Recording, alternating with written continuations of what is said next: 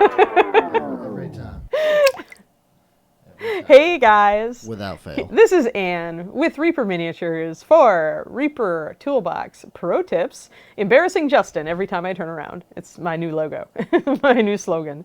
So today, hello, I'm glad to see you all here. We apparently have a pretty full thing here. Oh, hey. Hi there, bird with a brush. Hello, Rhonda. I've been giving you cred, Rhonda. I just want to tell you that, as lately I've been sharing your wet sponge tip to keep the well palette fresh, and I totally give you cred every time I do, so, because it's a great tip. All right, look at everybody. There we go. Hello, hello, hello. Let's see. Yes, I am here. Hello, everybody. Hey, hello. Hi, Lord Zyphrius. Hello, Stealth Ogre, and everyone else. We are painting fur today. We have 2 models to work on. Coffee, nerdery, beer. It would not be sufficiently caffeinated here without you. Although apparently we're both caffeinating and alcoholing, and that just makes us feel a little weird. No Red Bull and vodka here.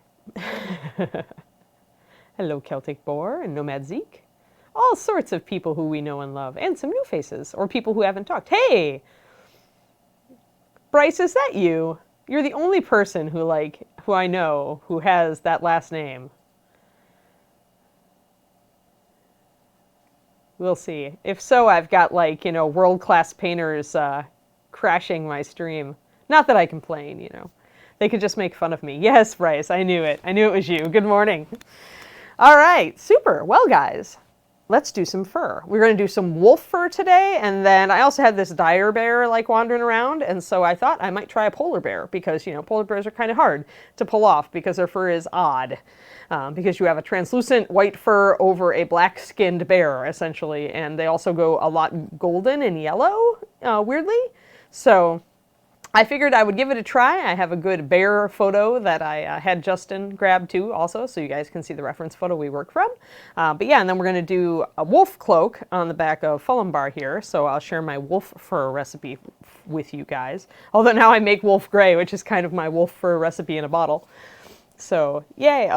I'm going to go ahead and drop the photo in right now and resize Oh, it. yeah, sure. We can start with polar bear. I should have gotten a wolf photo, too, but I know what wolves look like. There's our bear! Yeah, Riot. It's not easy, is it? So you want to go to minicam for me, Justin?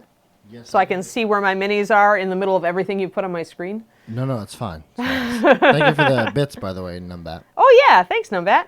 All right, so bear needs to be over here. No, All right, yay. I'll and good. The color is perfect. I'll switch it around for you. Oh, okay. Bear, rawr, rawr, rawr, rawr, says bear, rawr. Bear is minimized. Oh, no. Is that too small? No, it's fine. If I need you to make it bigger, well, I also have it on my phone over here. So yeah, so polar bear. Let's just start with polar bear then. I have all my colors mixed up on my palette, although we've got chat over there. Or no, we do have chat taking up the left side of the screen. Are we going to keep that, or are they going to be able to see my palette? All right, there we go. Yay, palette! Woohoo! And look, I can situate my palette cleverly so that our logo is nicely silhouetted in the top left corner. All right, so the first thing I actually want to do with this, if you look at the bear, that somewhere in his shadows, just under his neck and kind of down wherever there are deep creases, you see a bit of gray.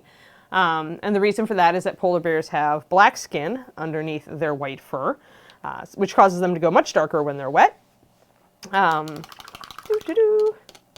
So this photo actually is from World Wildlife Fund's website. I like World Wildlife Fund a lot. I like anybody who conserves wildlife. So looking at it, I think I'm going to actually put some gray shading here around his neck and down there. I debated actually putting even more, but looking at his fur and this fur, I think I picked a pretty good color to start with. So I don't think I really want to go more gray. In case you guys are wondering what this is, it is actually a bone color, which is almost all the bone colors are fantastic undercoats for white. And this one is 9059 aged bone. Here, Fulham, get out of the way. Dire bear gets his go first. So dire polar bear. So oddly, it has quite a bit of brown in it. It's actually built off of raw umber. And so it does have a brownish tone, which is pretty good to start with since you've got that grayish undertone. We're going to be going into the golden colors, as you can see, after that to bring in those yellow tones. But first I wanted to concentrate on the shadows and then work our way up, since we'll be doing a fair bit of side brushing and maybe even some light layering over bumpy fur, which does actually work. So first, we've got our shadow color, which is actually our base coat for our wolf coat, which is wolf gray. This is actually a color that I just decided to make as a color because I kept mixing it all the time for wolves. My old recipe essentially is I found that mixing walnut brown with one of either creamy or stained ivory gave me a really nice brownish gray that worked very well for wolves and other gray animals. So I essentially kind of reverse engineered a formula for that.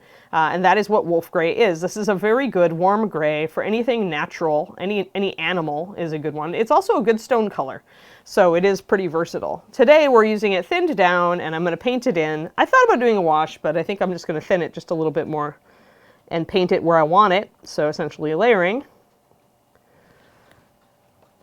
I just did a little thing on my Patreon about the different types of blending. It talks about wet into wet and wet into dry applications.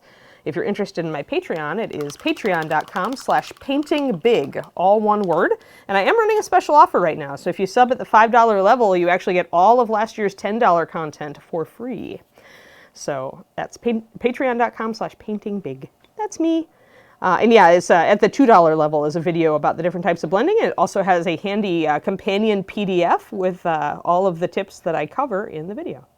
Because I like to do that. People, my Patreon all got to like kind of give me feedback on this, and they really like having a PDF with the video, just in case they don't have time to watch the whole video or they want something handy to refer to. So on my Patreon content, I almost always do a PDF when I do a video.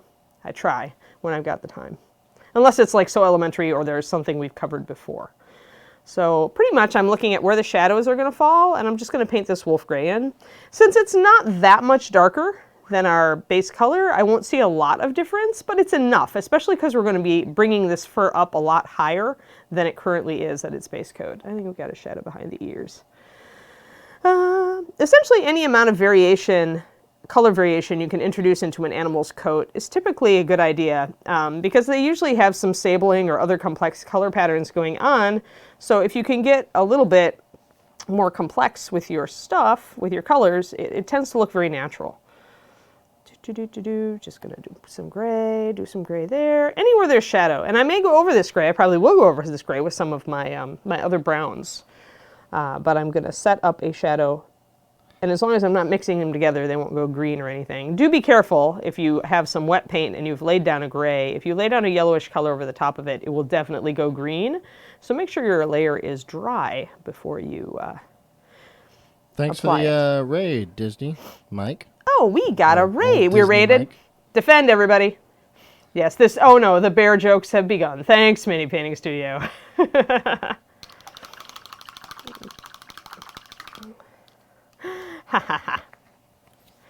Yeah, we're not doing a giveaway for this show yet. We are tossing around ideas for giveaways for the future. We don't want to be just another, throw lots of giveaway stuff out. That is the Wednesday show that I do, which is this week, by the way, guys, going to be at 3 p.m. Central. We are moving it from 1:30 p.m. Central to 3 p.m. Central, so that's more in line with our other programming. It also gives Justin and I time to actually get lunch, which we otherwise were not getting.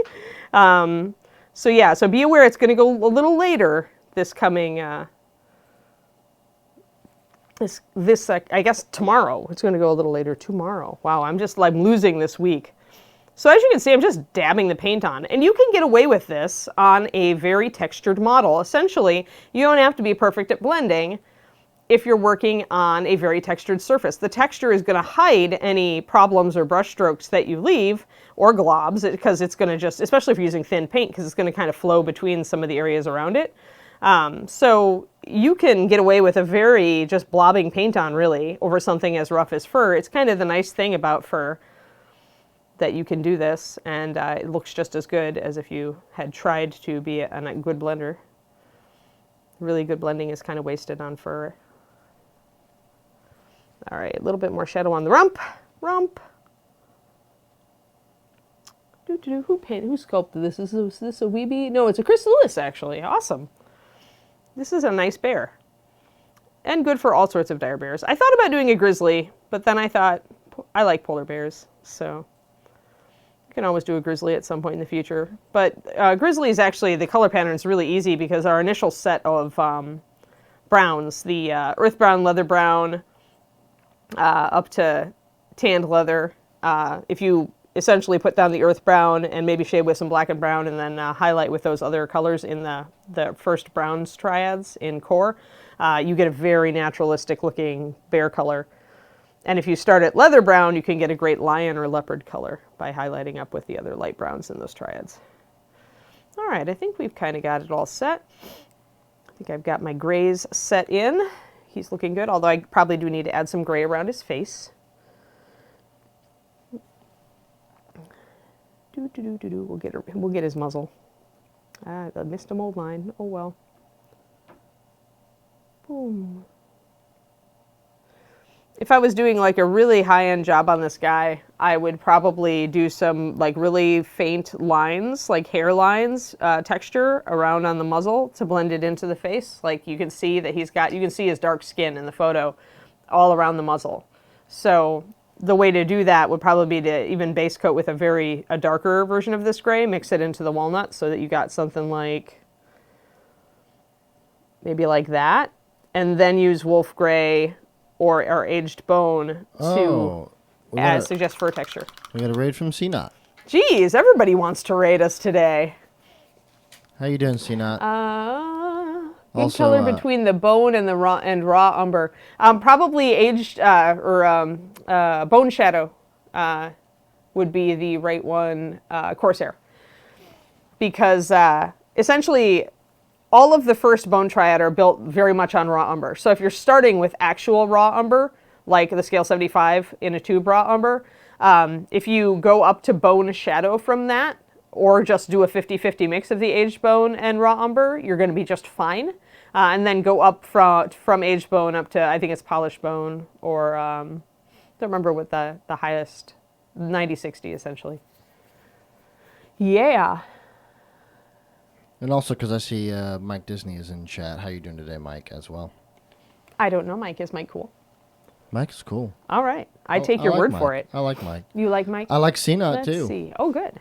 It's good that you like these people if they're going to be rating us. I mean, because otherwise we'd have to repel them. And I don't know if our stream is prepared to repel borders. It's very, very young. No, yet. Thankfully we have pretty likable, cool people that rate us. And That's also great. That hang out on our channel. Yay! We can always use more cool people. I'm going to lay in all my darker colors first on the polar bear. So essentially what I've done here, and this is kind of a pro tip. Hey, we're on Pro Tips Toolbox, so this is actually appropriate. A lot of white animals will get kind of golden or apricot coloring in their coat. You see this on a lot of white dogs if they're not like purebred like Samoyeds and stuff like that. Although even Samoyeds have a color called biscuit that is very much a light golden or apricot coloring. And if you want that color, actually using either chestnut gold, which is 9073, or using leather brown. If you want it very apricot, then go with leather brown, 9030. I didn't actually bring it up today because I knew I was using chestnut. Oh yeah, we just had some Snow Princess Zelda actually on Saturday. But so it gives you that kind of color that you see on his paws. If you look in the photo, you can see just right on the tops of his paws. And a lot of bears have it even stronger on like the inside of their front legs, and you'll see it a little bit on his back. It's probably just stains in the fur, but it's very common in polar bears. So I'm going to use a little bit of this color and dab it onto his paws. And I've thinned it, as usual. You can see I'm not using full-strength paint. I never use full-strength paint, really, not even with wet blending. I like to... I'm going to add it a little bit in predictable patterns on here. I'm probably going to add a little bit to his chest. And I want to add a little bit down here. I want to make sure that I'm consistent, that I suggest the color all over so it doesn't look like a mistake. And he would probably have it on his back paws. Oh, Mocha's in here. Hey, Mocha, how you doing? Yo, Mocha, wow, it's Attack of the ReaperCon instructors today. Yeah, it's one big party now. So let's see, where else should I put it? He's pretty pale under his neck, so I'm going to leave there.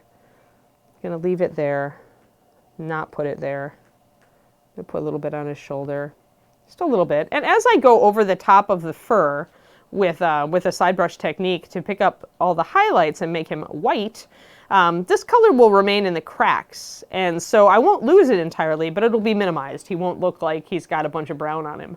Pretty much we're just trying to get that color that we see on the paws up there, so we get that little bit of suggestion. Kind of a tip for natural surfaces, and I actually did this last Wednesday when I was tackling my base for Dragons Don't Share. Lay down bold colors in your first strokes, you know, your base coat and your next couple layers. That's where you lay down the bold stuff when you know you're going to be doing a lighter dry brush or side brush or lighter highlighting over the top of it. As you apply those lighter layers over the top of your bold colors, they blend in and look very natural. So you've got to be careful about what colors you use, but you can do that to get some complexity if you're not comfortable with glazing, say. All right, do I want any of this brown on his back? It probably doesn't have it back there, but he might have a little bit on the back of his breeches, so we'll just add a little bit. Maybe a little bit back here. I just like to be consistent where I apply colors so that he doesn't look different on the front and the back. A little bit on his arms. All right, so Mr. Bear is ready for highlights. Let us do it. I don't like to dry brush. I think it leaves a texture that's really unpleasant to me. I'm too impatient to do it right and like really dry out my paint and go very lightly. So since I am an impatient Anne, I tend to do side brushing. I'm using a Reaper Kolinsky, by the way, today, on a zero, size 0. So it's a bigger brush because he's a bigger bear, and you want to essentially use a brush that's big enough to hit all the surface as quickly as you can. So I think what we're going to start with is Creamy Ivory, because our bear is pretty yellow up there. And Creamy Ivory is this color right here. Let's pop him in here. So all my colors. It's a good naturalistic selection of colors. So Creamy Ivory for the yellow. You can see how yellow his fur looks, and you can see that this is a very close color to the yellow that you see in his fur all around his shoulders and up on his back, and down his front legs. So I'm not following chat very closely, Justin, so if you could follow it, if I miss anything. I got you, don't worry. Okay, good. Yeah, just because it's small on the monitor, so I'm not able to follow it quite as well as usual. Allergic to snow. I am. Yeah, mainly what color? Don't even go there, Mini Painting Studio. Man, I don't know. Go find a bear and ask it.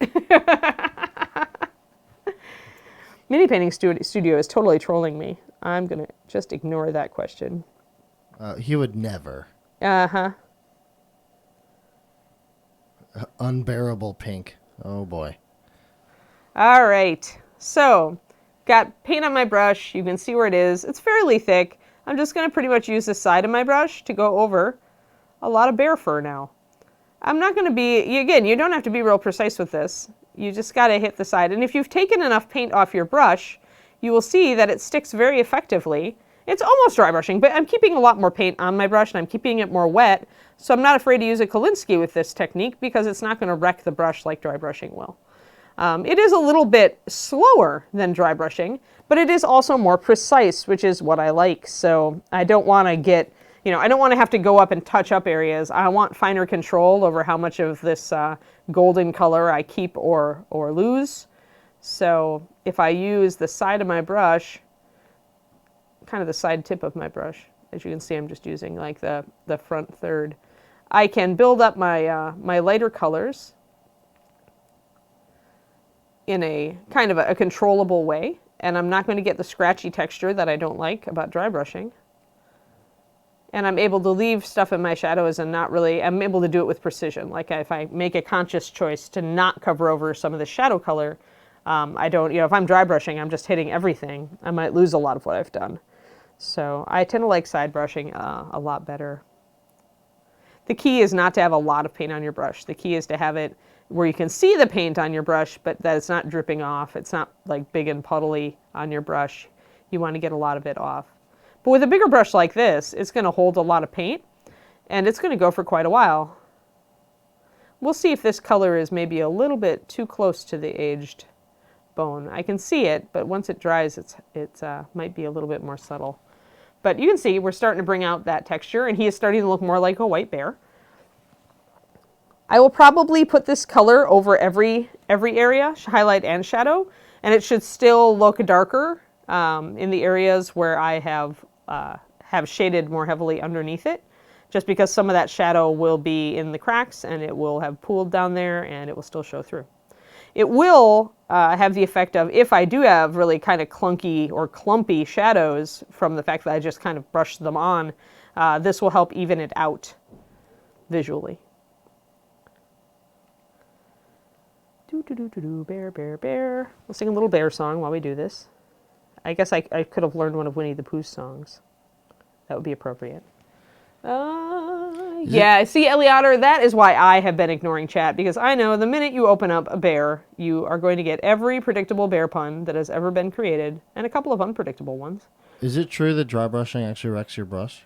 Yeah, okay, so what you're doing is you're doing this with a brush, right? You are whacking the brush against the surface of the Mini, and worse, you're letting paint almost dry in the brush when you do it. So, one, if you're using a Taklon, you're going to deform the brush that much faster because the plastic isn't going to stand up to this abuse. And if you're using a sable brush, your paint is drying in your brush. It's supposed to. That's the whole point of dry brushing, right? Is that you get very, very close to just dry paint. And that's how you avoid getting big globs on your miniature. So yes, does it? Absolutely. It does wreck your brushes. That's why most people who use dry brushing a lot are going to be using an older brush that they don't care about, or a really cheap flat Taklon that they only paid a couple bucks for. Because they know it's going to destroy the brush a lot faster than anything else. That said, if I am going to dry brush like I do dry brush on terrain, because it's just too darn big. I have a set of really cheap brushes from Hobby Lobby that I got that are flats. Do I have a flat? I think I've got a flat. Well, actually, this is one of my terrain brushes too. So here, this is a flat. You can see how abused it's been by dry brushing. And it has only done like a couple of GW terrain pieces. So, you know, it's not like it's been around like doing terrain for ages. But you can see how it's curling and how it's bushed out. And it's just the nature of the beast. So, but yeah, flats are great for terrain because then you don't have to fight a point that wants to get down in the crevices. You're just going flat and you're going over the top. When I see my brush distort a little bit, I'm going to go and rinse it out, and then I'm going to reload and keep going. But you can see how the side brushing picks stuff up, same way that dry brushing would. I do see a little bit of my shadows still up here, so I'm going to try to... If I decide I want to minimize this gray, if I decide this gray is too strong in the end, I can always glaze. I suppose I could do that right now. Grab a little bit of my creamy ivory, thin it way down. Glazing consistency starts around 1:1. And can go even to 2:1 on really light colors. I'm going to try this and see how it works. This is about 1:1. You can paint it really lightly over the gray areas and say, I don't want these to be that strong. And just kind of slurp it off. You don't want it to pool because when you're working at a glaze consistency, it's just going to dry all funky because you've essentially broken the paint. You've broken the bonds that stick the paint together. There's definitely a point of overthinning. So that was a light glaze, but you can see how now, if you compare that to that, the gray here is much more subtle now. So glazing can be a good way. It can also be a good way if you want to come up to a really high highlight somewhere on this, but still not lose some of your texture. So if you do that, you could take like pure white, take a brush full of water. You want a really thin pure white. Glazing pure white, one, is not for the faint of heart on a normal flat surface, but also it needs a lot of water in it because it has a natural tendency to cover. So you're going 2:1 usually. But if I wanted this shoulder to really pop out, for example, I'd grab this and I would paint it exactly where I want, glaze essentially where I want my highlight to be. And that will essentially go down into all the cracks. It will take away some of the shadow color, but since it's kind of where the light should hit, that's not a bad thing. And it will make the entire surface lighter without losing all of your texture. Now, if you keep going over it, you will eventually lose all of your texture. But it lets you pinpoint and highlight a surface that, say, bulges out that you want to come up to pure white. Like when we get up to his face here, we definitely want to put some pure white up here. But you can even see how much it brought out his eyebrows there. I just glazed over the top. I just did some brush strokes, but you can see the difference. So, yay. All right. I guess I can just go and I'll do his face for you. Gypsy Jane asked if you're still doing paint club on Saturdays. We are still doing paint club on Saturdays. I am in and out, so sometimes I am there and sometimes I am not there. I think this month I'm out on the 25th, but I should otherwise be there. And I think next month I'm out on the 8th. But yeah, otherwise I will be there. I have competition models to work on and commission models to work on. I'm going to side brush some pure white on this. Also, to quote Planar Crossroads, hold on. And Yes? yeah, that's what Planar Crossroads said. I see. They're saying hello. Hello, Planar Crossroads. Yes, I'm relying on Justin today because the chat is really small and big on the monitor. And so Justin is my eyeballs right now. Well, not my non-bear eyeballs. You're screwed because my vision is terrible. And I have really good vision except for close-up. So it's kind of sad. I agree. No, I'm very nearsighted. In fact, I would argue I can't drive without my glasses. I'm pretty Don't get in blind. a car with Justin if he's not wearing his glasses, guys. You heard it. I mean, I wear contacts too. You just better hope I have them in. You'll know though. You will know. Yay. Thank you for the Twitch Prime, Magnetic Gumby. So side brushing, getting a lot of the little bear fur. See, he's looking pretty good actually. This is pretty good bear fur, and he's looking a lot like our bear friend. Like as far as the colors go, his colors are very similar to Mr. Polar Bear up at the top. So I think he's coming along well. I'm going to get his chest. But yeah, so painting a polar bear does not have to be difficult. But the key in painting animals of any stripe is to look carefully at a photo reference and try to really nail the colors, guys. Whenever anybody's trying to paint anything naturalistic at Paint Club, any sort of animal or bird, I'm always like, look up a photo. You won't regret it. It will make your model look 20 times better if you find colors that are really close to what a natural representative of the species would be, and if you try to place them correctly. Getting the fur on the arms to come up. So there we go, a little bit more on the chest. You can work it pretty fast. That was what I was hoping, Magnetic Gumby. I was hoping that this stream time would hit people on lunch so that you guys could actually watch, because I know the other time frame was pretty late and some of you could not do so. A little bit more here. Want to get some highlighting underneath the neck. Yay. Mr. Bear is getting highlights. And then he'll get a final highlight of pure white. It's probably cleaner than any actual polar bear, but the white will help to bring out his colors. Yeah, Rhonda, for sure.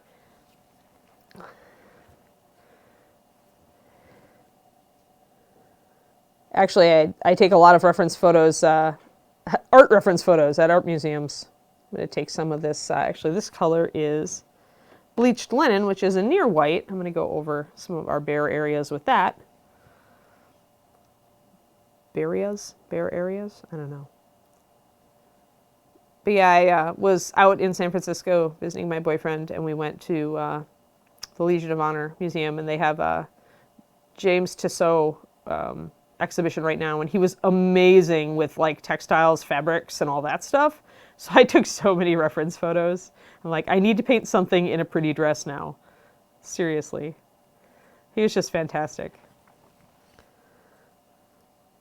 And also he did some transparent cloth as well in his paintings. So it was a good example that I'm going to put in a future handout for my Patreon on transparent cloth, which I'm actually going to cover this month. I think at the $10 level, they're going to get a transparent cloth video and PDF. And it will have photo references of some of the stuff I was looking at. So especially some of the classical painters, depending on what subject matter. Tissot is a great one to look at if you're looking for ideas for cloth. It's Tissot, it's French. His dad ran a textile business, so he was directly involved in the making of like cloth. And then his mom was a seamstress and a hat maker. And so essentially he grew up just steeped in high fashion of Paris at the time. And so he painted it. He painted a lot of Paris society stuff, and the paintings are just lovely. Like all of the detail. Sometimes I think he's almost photorealistic. He really captures all of the textures on the fabrics and the colors. He does lovely work. I loved it so much that I actually I don't buy many big coffee table art books, but I bought one from that exhibition just because it's so useful for fabric painting. I think it will be a good resource for me in the future. So yeah, go to art museums, guys. Like seriously, there's some great inspiration to be gotten, especially if you live anywhere near a bigger city where you can, or you travel there on vacation. It sounds silly, but yeah, if you're a miniature painter, go to art museums.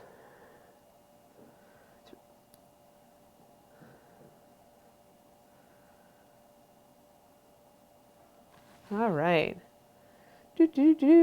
Oh yeah, yeah. It's a lovely museum, isn't it, Ren? Isn't it, Rhonda? I just love it. Yeah. Yeah, I didn't get to see that one. I forget what their exhibition was. I think they had a gemstone exhibition last time David and I went, and we kind of gave it a miss. But the Tissot exhibition was amazing and huge, and was just a total. We had like an hour and a half, and we ended up spending all of it in that one exhibition, just looking at the paintings. He's just really good. So now I'm a Tissot fan. I know we studied him a little bit in my art history classes in school, but in art history classes, you tend to spend 20 seconds on each artist, and he was definitely worth more than that. I'm just going to do a side brush up here on his head with the bleached linen. Bleached linen is a really nice highlight if you want to use an off-white highlight, if you don't want to use pure white. I'm going to save my pure white mostly for a final highlight, I think, and use my bleached linen to get a lot of this stuff. So I'm getting his ear tips. It's a nice warm off-white, but it's not as yellow as linen white, which is why I like bleached linen, and that's 9436. So if you guys haven't picked up some of the Bones colors yet. Oh yeah, Mini Painting Studio. 7:30 a.m. art history is just scheduling fail, pretty much. I agree. I liked some of it. I liked a lot of the Renaissance. I like classical painters. I tend to snooze when they hit modern art. Some of it's cool. I like Georgia O'Keeffe a lot. She has her museum in Santa Fe is lovely to go to. That's a great art museum. It's all sorts of work from her. That was on our docket when we were there to go and see that. To go see the Georgia O'Keeffe Museum? Yeah. You should have. We tried to go to the Meow Wolf place. That didn't work out. Aw. Was it closed or just lines? It was just insanely packed full of people. Yes. Yeah. Meow Wolf is awesome, but yeah, you gotta hit it on a day that's... Also, I meant to tell you this, since you actually have ties. I could have sworn I saw George R.R. Martin walking around in downtown Santa Fe. Yeah. They actually moved there recently. They used to live out more toward the gallery row. But then they relocated, I think, and I think it was he owns a theater down there too. Oh, by the really? way. George does, yeah. Yeah, this was near the plaza, I guess, where they have all the lighted trees. Yeah. I passed and I did a double take. I was like, wait a minute.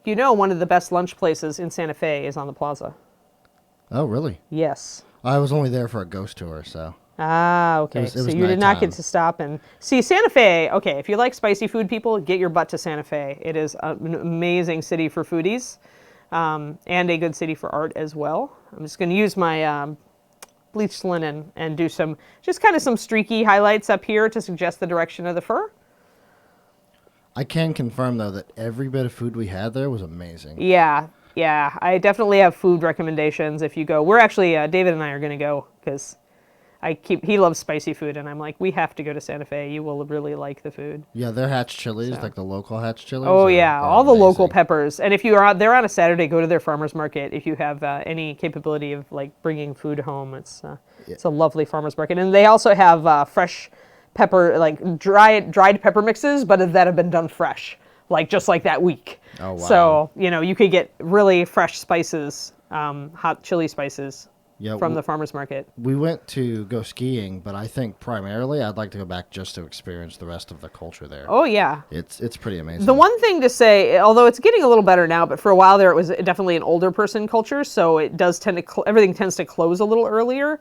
But Meow Wolf actually is a good venue for concerts and stuff now, so it's starting to turn around a little bit. For a while there, Santa Fe was very sleepy. So I'm just doing some streaky highlights around his muzzle to kind of highlight that there is fur there. It's good if you can match the direction that fur would actually grow. This is another reason to use photo references when you are painting animals. Josh, are you asking me out on a date? Do you want to take me to the art I museum? wouldn't blame you, Josh, for asking Justin out on a date and everything. He is very charming. Yeah, see, I appreciate that, Josh. Fine, I will go to the museum with you, Josh, and we can go to the cafe. Oh, there are so many good cafes and museums. I didn't ever think of this, but it always seemed like David and I were ending up very hungry during our museum visits because they went on for a while, and so yeah, we ended up visiting quite a few museum cafes, and they are very tasty in general. Do do do do do. Guilty pleasure for cafes built into other places. The cafe in IKEA. Oh yeah, yeah. I hear that a lot. I think I ate there once a long time ago. It's too carby for me now. Now that I'm low carb. I'm down for that, Josh. I'll see if she wants to go to. She's not a huge museum person or art person or like I guess that like she likes animals. She likes zoos. She would go to every zoo in the country if you let her. That's another good place to go if you're looking for art inspiration for miniatures because you can always sketch or make notes on the colors of the animals that you see or take photo references. If you're going to paint a tiger, take a picture of a tiger from various angles. Then you'll have something to match. All right, I switch back to my big brush here. So, Mr. Polar Bear, yeah, look, he's a polar bear. He looks like one now. He does. I agree. Yeah, I need a little bit more highlight on his chest, though. I lost it there. And I'm down for that, Josh. That sounds perfect.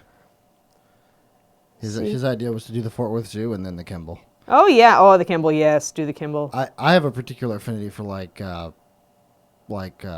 science museums. Oh, yeah. So I like the bodies exhibit. I saw that when I was in Vegas, and I like the Natural Science Museum down in Houston. I think it is.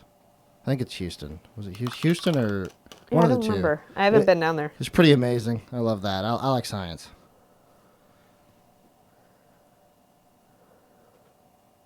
And then a little bit more of some pure white on Mr. Bear. Mr. Dire Polar Bear. Just a little bit of that. Roar! Roar! Roar! You always have to say roar. You really do when you're like painting monsters and animals. Roar. They all say roar to me. Yeah, planar. Going to Europe is probably one of my bucket list things. Yep. I want to get over to the Louvre for sure at some point. I think that it's on our list for possible places we go for our honeymoon after we get married.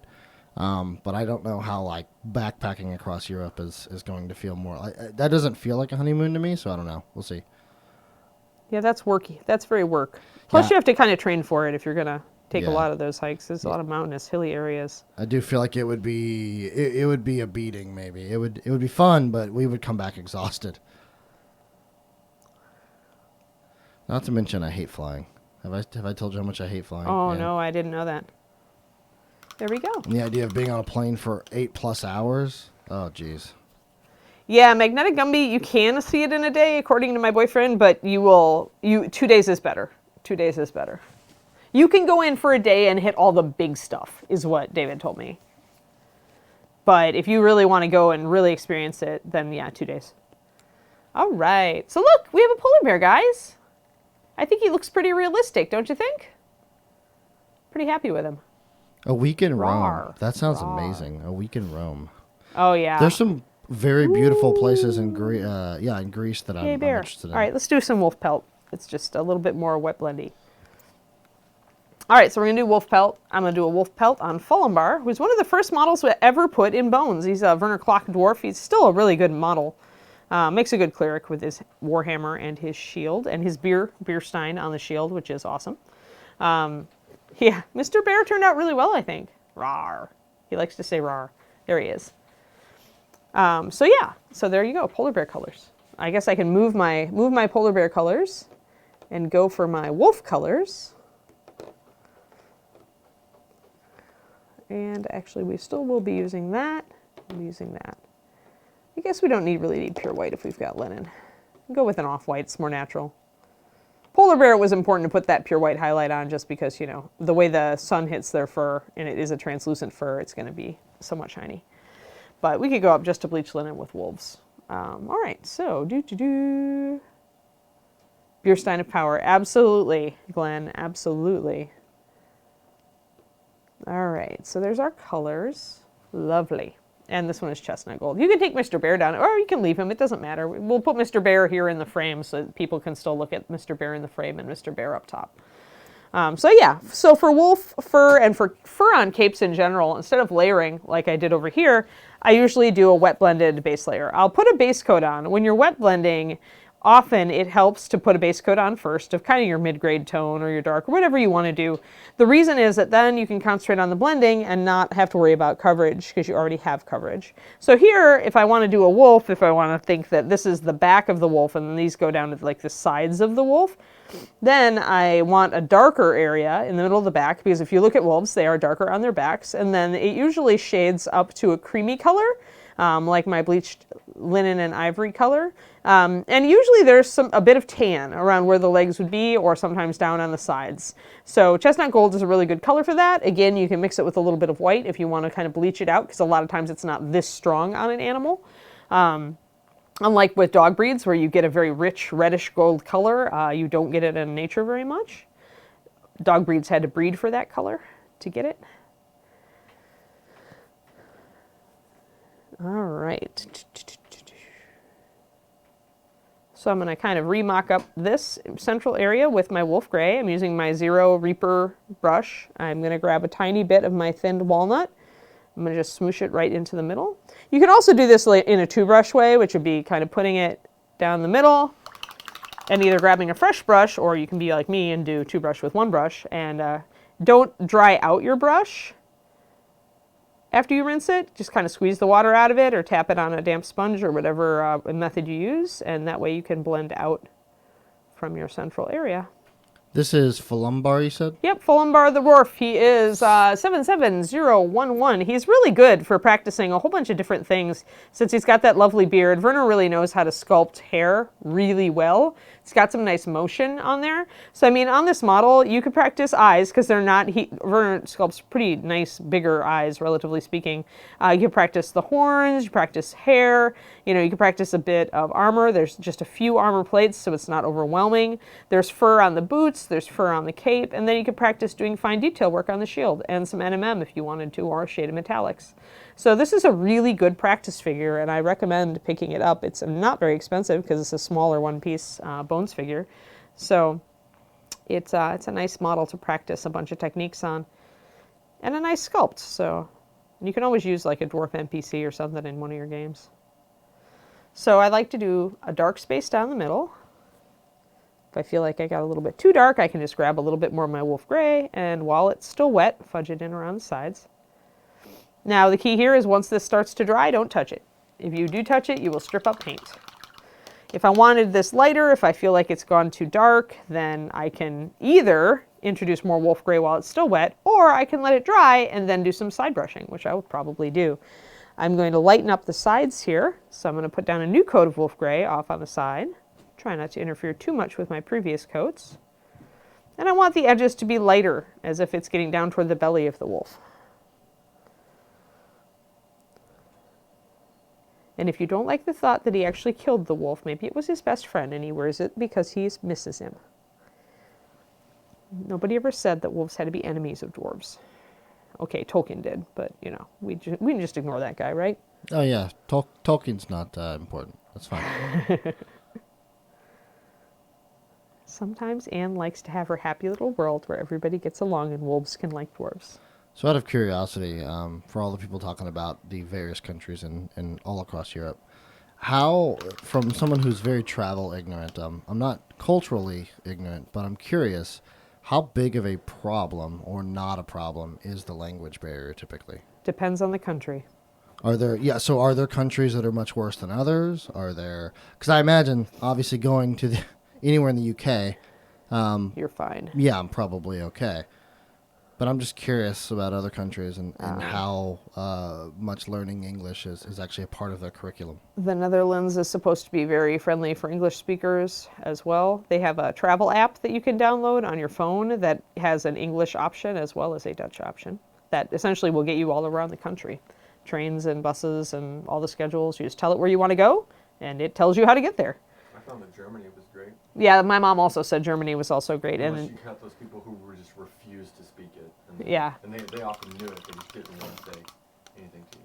French countryside was super easy as well. Yeah, that I heard that from somebody else, Magnetic Gumby, and I wanted to go. I really would like to go to France. So, Belgium, yeah. I can't go to France. One of my trips, this French lady hit me in the head with a bag too many times. Oh no. Man, I've just written that whole country off. What, France? Yes. Yeah, Sweden. I hear all the Norwegian type, Norway, Finland, all of the Scandinavian countries. I hear it's pretty okay. There was one country I heard was terrible. What was it? May have been more Eastern Europe. My Italy experience Is was it- really subpar. Oh, was it? I had a lot of problems in Italy. And Is I was it- in Rome. Is it really far east? Maybe United States of America? Is that what it is? Is that the country you're talking about? Isn't that the worst? I have a lot of communication problems, with Americans. So probably. Did you prime that guy first? This guy? Yeah. No. That's so cool. So yeah. So we're getting our wolf fur going on here. Glenn said the problem with France, Collins, is it's full of French people. Yeah, that's what I'm saying. Thanks, No Glenn. offense to anyone in here who may or may not be French. Hey, right. Gray Paladin, thank you for the host, and thank you for the Twitch Prime as well. Yay! So we've got our wet blend set up here, and now we can do some side brushing to pick up details on our fur. Oh, I wanted to do some brown areas. Let's see, where would the brown be? Let's actually do it like down here, just to suggest a little bit of extra color. Usually I just glaze it in or just paint in a little bit. Make it symmetrical, because if this was like the area where the wolf's legs were coming off, then you'd want it to be in roughly the same place on both sides. So a little bit of brown can bring out, just like with the bear, a little bit of brown can really suggest a very naturalistic approach when you're dealing with gray fur. Gray fur is usually not monochrome. Usually has a lot of other colors in it. And usually what we see as gray is actually a creamy or golden undertone with black hairs over the top of it, so it's not even truly gray.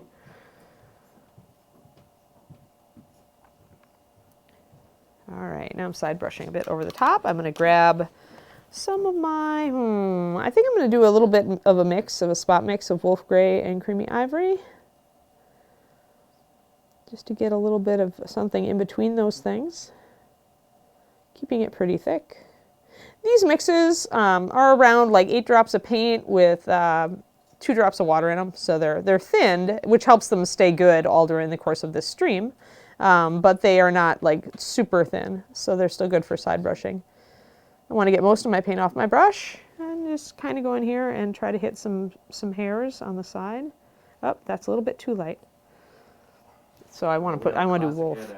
Yeah, everybody does. If anybody out there has not used their finger to smudge off paint off of an area that they applied it and didn't like it, raise your hand. And if you haven't done it yet, you totally should. Finger painting is a valid way of painting miniatures, no matter what Mr. Collins says. Look at this. Justin never painted his own minis, so that's not a big deal. Uh-huh. True, I just get rid of the panel.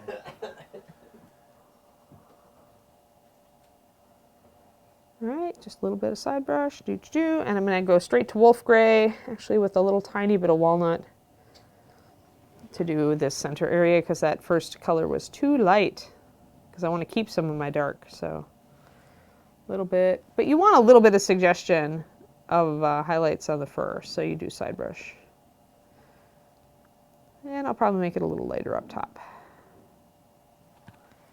So Yeah, there. I'll tell him, Josh. I'll just yell down the hallway. Is that our Reaper intercom system? Yes. It always has been, really. All right, so yeah, side brush in to bring it up as much as you want. And that gives it a nice grizzly look. And if I think I lost too much of my gray, I can always go back and do a glaze or a wash with a gray to bring it back to that level. Or I can just paint it over areas if I feel like it. Like if this got a little bit too brown, I can bring in a little gray and minimize it a little bit. Like so. Yay! Quick wolfy fur!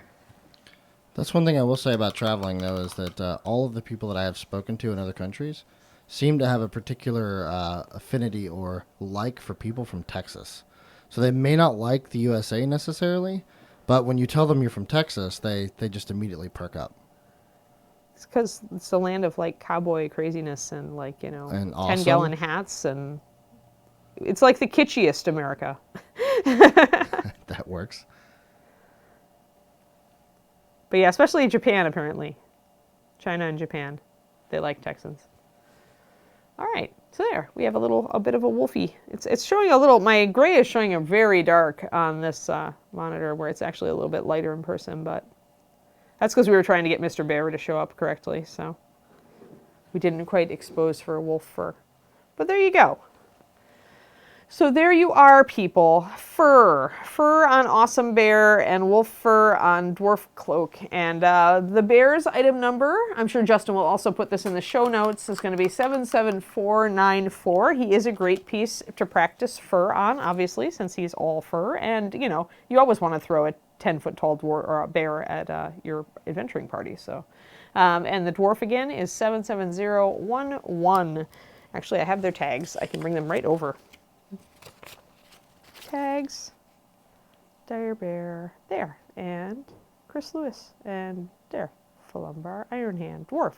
So there you go for your purchasing pleasure, should you wish to purchase and then use some of these tips and practice. And I think that we are pretty much, that's what I got for fur. Fur is easy and cool. Don't sweat it. There are so many ways to do it right. The best thing you can do is get a photo reference for the animal that you're trying to duplicate. Yes, Mini Wizard. Yeah, there are lots of good models for fur. All right. See, we got into the international travel topic, and we just ran with that. Awesome. Thank you for the Twitch Prime. Surrender it all. Yeah, thank you for all of the cheers and subs and all the stuff. I'm going to wrap it here because I got to get downstairs, and I have some so good projects to work on for Reaper, you guys. I don't know, Rhonda must have been sleeping or something, because the other day Ron said I could steal a gemstone dragon off of his desk. So I'm sorry, Rhonda, I had to do it. I couldn't not do it. I had to. And then there may also have been a Julie Guthrie bust with a tiny dragon that I might have also, you know, snitched at the same time. So I'll be doing some tutorials on my Patreon with those, I think. Probably a gemstones tutorial on the gemstone dragon. All right, if there are no questions. I'm going to go ahead and start the raid. All right, yes, I got the gem dragon, Bryce. I did. Pounce. It's totally going to be like a light cyan blue for the body, and then the gems are going to go purple and pink. I think that's what I'm going to do. Well, thank you guys for tuning in, and most of you, hopefully I will see you at 3 o'clock today. Yeah. For Terrain Tuesday with Ed. That's right. It's Ed's day to continue to work on the Trebuchet of Doom. And be completely chaotic with everything he does. And remember, my show is later tomorrow, guys. This show goes at 11 a.m. Central, but the afternoon Toolbox Live session where we're working on Dance of Death is going to be at 3 p.m., not 1:30, 3 p.m. Tell your friends. All right, guys. All right. Well, thank you very much. Oh, Vigos peeps, you're so bad. And we will see you later. Bye, guys. Well, yell at Ron then, Rhonda. All right, bye.